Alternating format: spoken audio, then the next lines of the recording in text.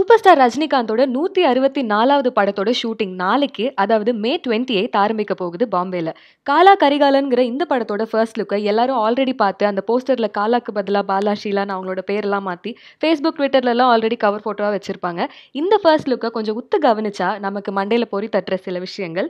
B.R. Ambedkar, அவர் இறந்த வருஷமான 1956, உலகத்திலே 3rd largest ஸ்லம்மான Dharavi, அப்புறம் அந்த வருஷத்துல அங்க நடந்த பல பிரச்சனைகள், அதை காப்பாத்த போராடின சில கிங் மேக்கர்ஸ்.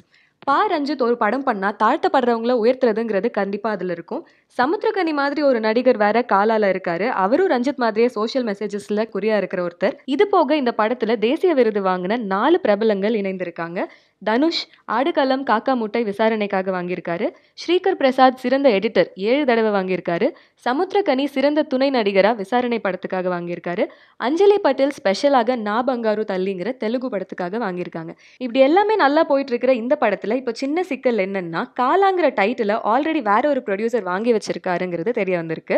இந்த படத்தோட ப்ரொடியூசரான தனுஷ் அந்த டைட்டில அந்த ப்ரொடியூசர் கிட்ட இருந்து வாங்குறதுக்கான பேச்சுவார்த்தை தான் இப்போ நடந்துட்டு இருக்கு.